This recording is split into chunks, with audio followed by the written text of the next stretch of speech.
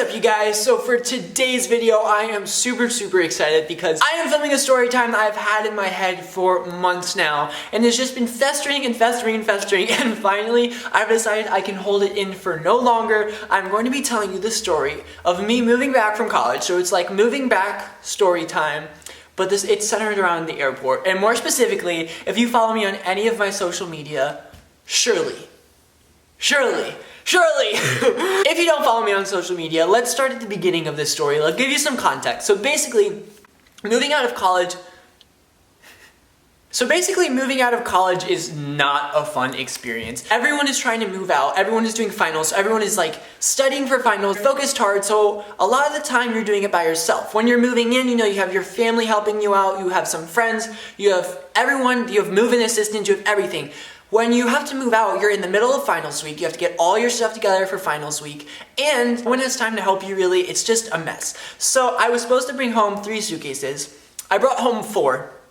And I shoved so much in one suitcase that it just was filled. Like, I had to sit on top of the suitcase and I like pushed down as hard as I could. And I just push, and eventually I got the zip around it and I'm like, perfect. Like, the suitcase is done, we're good to go. Finished up all my tests and I was ready to move out, and then I called my uncle, because my uncle lives in the LA area, so he was gonna drive me to the airport. So he comes to my room and we start moving the stuff out, and basically we take the 2 bins, which I'm gonna leave in LA, to the car, and he's like, oh, these are enormous. And then he takes my suitcase, and I don't know if you know, but on airlines, like, the max weight is 50 pounds for suitcases. So he lifts up the suitcase and he's like, Devin, this is at least 75 pounds. I'm like, no, it can't be. Like, I filled it to the brim last time and it was only 50. He's like, Devin, this is 75 pounds in the suitcase.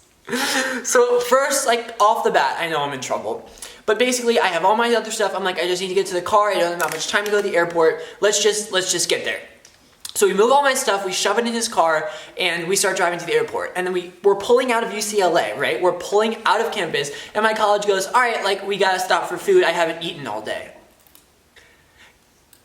Okay, I'm gonna tease my uncle for a second. If you're taking someone to an airport that has a very small time frame, I'm a college student, I'm me, I cut things very close. Why would you eat nothing all day to the point where you're so hungry when you get me that we have to stop at a fast food restaurant on the way to the airport? So I'm like, oh my gosh, okay, whatever, like, we'll stop. And we're driving away. And he's like, oh, look, like, there's a Target. Like, I know what we should do. We should stop, go in there, and like test the scale to see how much your bag really weighs. So when you get to the airport, you're not worried about it. You know if it's oversized, blah, blah, blah, blah, blah. I'm like, I don't have a lot of time. So we drive into the Target parking lot, and we open the trunk, things start pouring out because I have way too much stuff in the car. So I get out my 75-pound suitcase and I'm like dragging it through the Target parking lot, and I go in Target and I'm like, oh my god, this, like, I'm wearing sweats because I'm about to go on an airplane, and I'm dragging a 75-pound suitcase that looks like I'm dragging my life through Target, or I'm either gonna open it and start throwing stuff in there and steal everything at Target. I look like a mess dragging this enormous suitcase through Target, and I drag it, this is the most ratchet thing I've ever done. I drag it straight to the scale section, and I'm like, alright, let's do it. My uncle's like, it's go time. So I take a scale and I unwrap the scale, and so like I open a scale and I put it on the ground and I step on the thing, and my uncle's like, I can't see it because I can't lift, it's 75 pounds, I can't lift it that high, and he refused to like get on the floor. So I'm like sitting on a scale. I've opened up a Target, you're not supposed to do that. I've opened up a scale in Target, I'm sitting on it in the middle thing, people are walking by staring at us. I'm like, okay, well then switch, let's do this quickly. So he gets it, he gets on the thing, and I jump down, and he's right, it's 75 pounds, I'm 25 pounds over. I'm like, this is a disaster. But at this point, we don't have time to do anything about it, so we just get back in the car and we start driving. And for some reason, LAX doesn't have any fast food or anything inside the airport or really around the airport. So we got to LAX and he's like, well, I need food. I'm like, oh my god. So we drive past LAX to a Carl's Jr. We get him food, and on the way back, terrible traffic. So I'm stressed. Like, really stressed. Because my mom has distilled it in my head, you need to be in an airport at least an hour and a half beforehand, and it was like 50 minutes.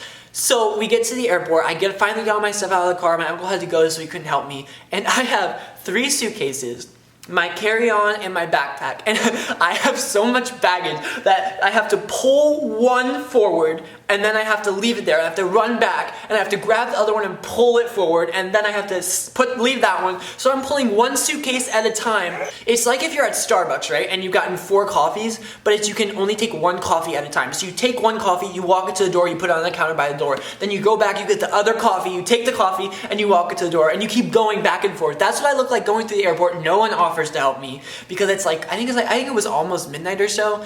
So nobody's like up for helping anyone. I'm like, oh my god, this is a disaster. And this is funny. This is when I see 2 kids skateboard by me on their way into the airport. I'm like, oh, I can't handle you. Like, I'm just like not up for it. And I look at them and it's the Dolan twins. And here's the clip I got of the Dolan twins. I got to see them like sit at the kiosk, stare at it for 45 minutes, finally asked for help. They didn't know what they were doing.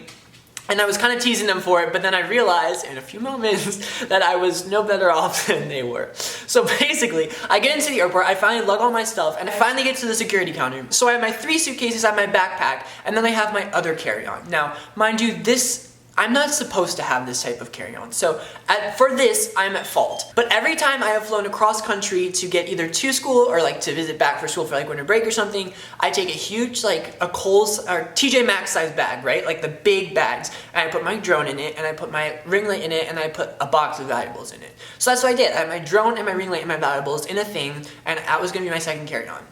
And I'm like starting to check my luggage and I hear, yo, UCLA boy, because I had a UCLA hat on. UCLA boy, UCLA boy. I'm like, oh my god, this is going to be the end, because I know there are 2 options when these people are calling you. 1, you drop something and they're going to return it to you, or 2, they're going to make it their business that you have everything protocol.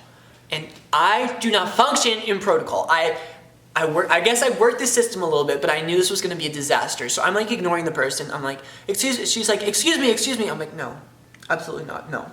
And I turn around, and this was the moment that I came face to face with Shirley. Shirley was not her real name, but this is the woman from my tweets, from my Snapchats. This woman ruined my life for 3 hours. So she's like, hey buddy, like how you doing? I'm like, oh my god. She's like, well, it looks like you have too many bags there. I'm like, I do this every time. She's like, let's go over here, we can reorganize your bags. And she picks up my bag and she walks across the airport. No! Like, do not touch this is my life. Like, I'm moving from UCLA back home. All my belongings, my favorite clothes, everything valuable to me is in these suitcases. You are not allowed to touch my suitcase. So she picks it up and she walks it around all the way to the far side, and she lays it on a counter. She waits for me to get over there, and then she's like, all right, let's open this up and see what we can do. Because she didn't want me to pay oversized. I'm like, okay, that's fair. Like, I was gonna have to pay for 1 extra bag, and it was gonna be oversized. So it was gonna be like $100. So I'm like, okay, well maybe like, I don't know. She opens the oversized bag and she's like, we need a 3rd checked bag. I'm like, no. And she's like, we need a 4th check bag. And I'm like, no. No 4th check bag. I can't do a 4th check bag. That is going to be an obscene amount of money. I am not paying for a 4th check bag. She's like, no, I think that's what we're going to need to do. I'm like, oh my god. She opens every damn suitcase that I own. She's like, take that out, take that out, take that out. I'm taking my jeans out. I'm taking my valuable stuff out. My 3 suitcases and a bag of mine are open in the middle of this terminal. Like, I'm spreading across half of the walkway, and all my stuff is open. I'm moving stuff around because she's ordering me around. Shirley is ordering me to take 1 piece of my belongings, put it in a different suitcase, move this here.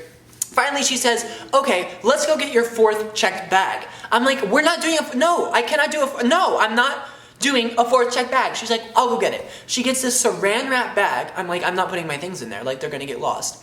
She makes me take off my backpack that I have all my stuff in, and she's like, put it in there. I'm like, no, I'm not doing that. That's not going to happen. And she's like, no, like you have to. I'm like, well, all my valuables are in there. I cannot do that. She's like, okay, well then take your valuables out and put it in this other bag, and then you can take that one on, and then we'll figure it out. So she makes me put all these things in the next check bag, and then Shirley tells me that I cannot take in my little TJ Maxx bag my drone and my ring light. And My drone is very important to me. It's very expensive, I love it very much, and my ring light I use for every single one of my videos. I cannot put a ring light in a Chex bag because it will break. It's a glass light. You're like, you guys are seeing me illuminated from this ring light. And she's like, put it in the check bag. I'm like, I can't do that, please, Shirley, please. She's like, put it in the checked bag. So I take my ring light and I put it in my check bag. And I look at her and I go, Miss Shirley, because I'm polite, if my ring light breaks, this is going to be a disaster. I don't know. I don't know what that meant. I don't know if that was supposed to be a threat or what I was trying to think, but that's what I said to her. And she's like, well, baby, I'm sorry. She kept calling me baby, which isn't cute. So I'm like, okay, whatever. So I put it in there. Guess how much these check bags cost? The first one was $50. I was expecting that. The second one, still oversized, was $150. So I'm already at $200. And then guess how much the third one? $150 more. I paid $350 in check bags that could have been spent on Caesar salads. And I still was having to put my ring light in a check bag. My drone was having to carry on by itself, and I had my backpack of valuables. So I was just so overwhelmed. And at this point, the flight leaves in like 20 minutes. So I just had to, there's no more arguing. I just had to get all my stuff on the plane. I checked my stuff. I just put my credit card in. I'm like, whatever, I don't have time for this. And to Shirley's credit, she walks me over there to the front of the security line and she gets me there. And then Shirley, as I'm going through security, has the audacity to look over, call for me in front of the entire security line. She's like, UCLA boy, nice doing business with you.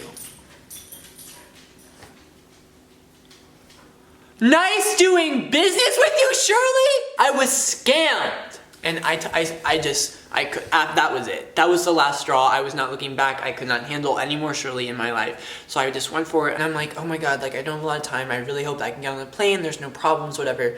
And I get there and the ladies look at my ticket and I didn't have like a seat yet. I just had like my gate and everything. I get her there and I'm like, can I please have a seat? Because we were about to board. And she's like, you've been deboarded.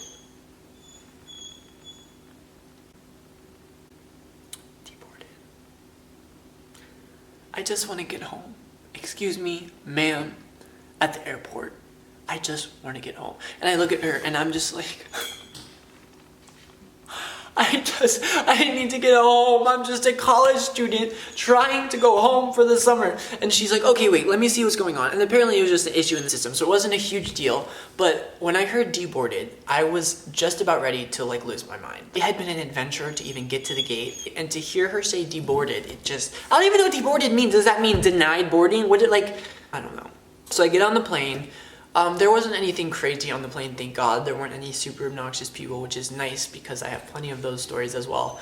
And I get there and so we did like a red eye. So like I boarded the plane in LA at midnight and it was all the way overnight. That's because of the time zones, I lose 3 hours. So I got there at 7:30 in the morning, super, super early. And I go downstairs and I have, let's count them.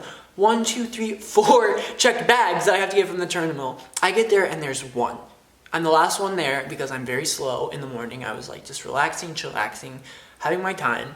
I get there, one of my bags is in the gate. And I'm like, oh.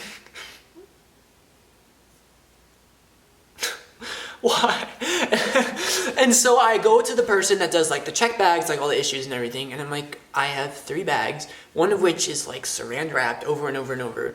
And Shirley told me that my bags will get here on time, so I do not know where my bags are. And they're like, okay, let's look them up in the system. And they're like, unfortunately, because it seems you checked your bags so late, one of them was able to get onto the plane, but the other 3 did not quite make the plane that you came from LA to DC on, so you're going to have to wait 2 hours until the next plane from LA to DC lands so that you can get your luggage. Shirley's revenge. Shirley got her last bit of revenge on me by making me waste another 2 hours of my life on top of the $350 that I had to spend on the 6 periods. So I got there, it was a lot of fun, I got to see Marguerite's graduation, and everything was smooth from there on, but to this day I am 100% sure that Shirley saw the innocent UCLA boy that just needed some help to get on the airplane and scammed him. out of his money and his time, and I will never forget it. Okay guys, so that's my story. I hope you all enjoyed it. It's super dramatic, but at the time I was exhausted. I just finished finals, just wanted to get home and rest, and I was like practically delusional from all the studying and not sleeping. So I literally was that dramatic the entire time that the situation was happening. So I wanted to relive it to you guys because I think it's a really fun story, but yeah. Get super excited for the next videos this week. I have awesome things like a super cool collab with a fellow college YouTuber. I have dealing with anxiety in college. I have the video where I'm going to dye my hair blonde. Ladies and gentlemen, get excited for that. But yeah, other than that, check me out on my social medias so that you can keep up with all these crazy stories like these when they happen. And yeah, I love you guys so much. Don't let anyone ruin your fun today. Make sure you like down below if you want more story times. Bye guys.